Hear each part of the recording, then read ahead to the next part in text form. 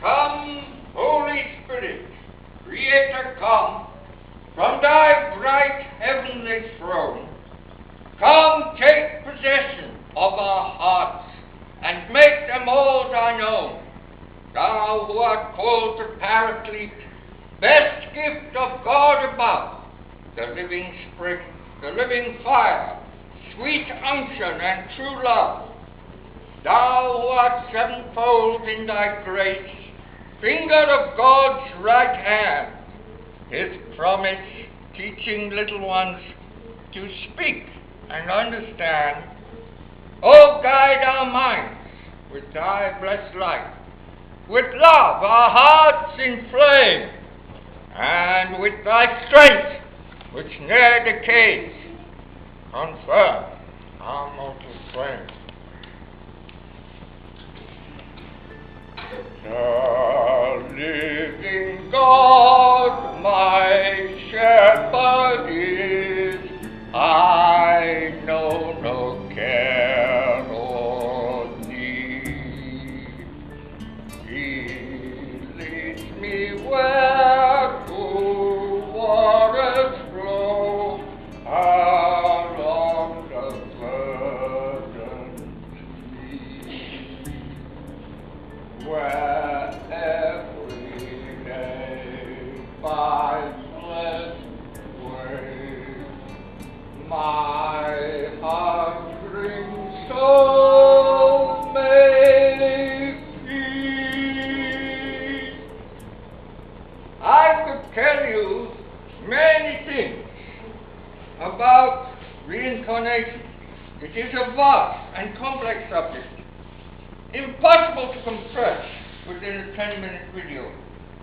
However, the first thing I want to make quite clear is that it is only significantly true at a specific level of description.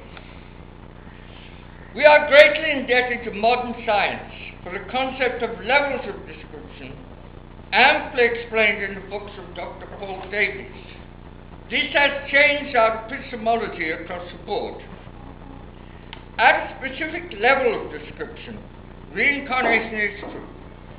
Immortality of the soul is not something we have to achieve. We already have it. The soul, by its very nature, is an indestructible piece of God, a small spark from that infinite fire. It had no beginning, and it can never end. You are your soul. You had no beginning, and you can never end. You are that which is, as well as that which is not, as well as the space between. The only difference between you and God is that you are finite, while the one God is infinite. You are finite almost continuously, but there are moments in life when you're so wrapped up in infinite that there seems to be no real difference between you and God. None at all. Such experiences are beyond all words. Then you realize the oneness. That is the very highest level of description. At that level you are everybody, and everyone is you. So you are incarnated in everybody at once, instead of one at a time in what we think of as time, which is an illusion. At a lower level of description, as you experience life in relativity, you seem to reincarnate in successive personalities, sometimes male, sometimes female, sometimes rich, sometimes poor, sometimes black, sometimes white, and so on. This level of description is very real and is not untrue, though it might be considered as an incomplete view of the truth. In my opinion, it is not only truth, but to a certain extent, but necessary for the fulfillment of divine justice. God is just.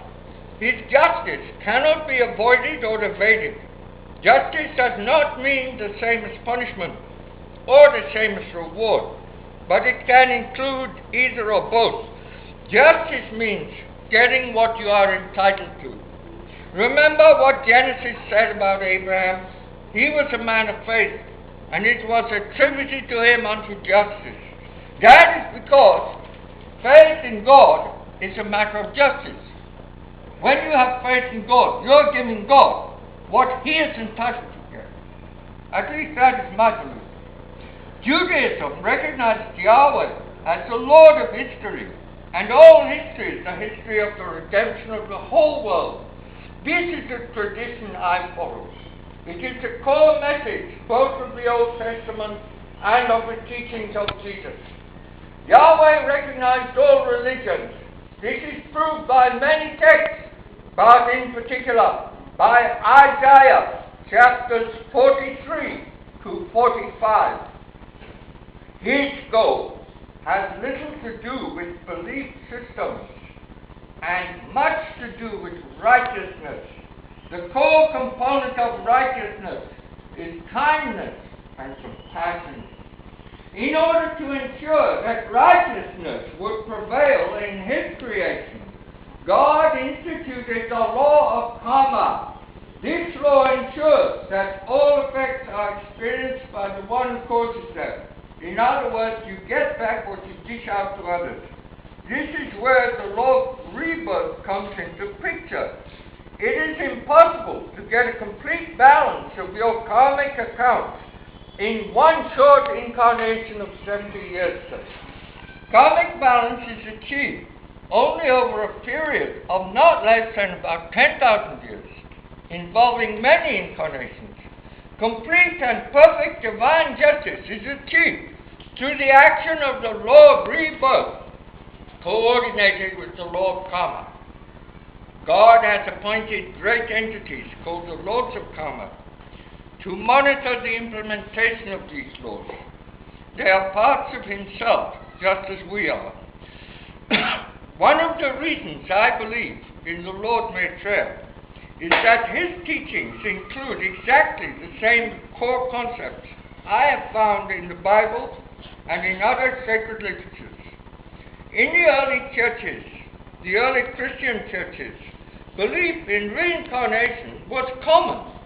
It is found in the writings of many of the fathers of the early church, including those of Origen in the 2nd century and St. Augustine of Hippo in the 4th century. Origen and Augustine were the two giants among the early church fathers. Unfortunately, Christianity itself and its sacred literature became a political football from about 300 AD.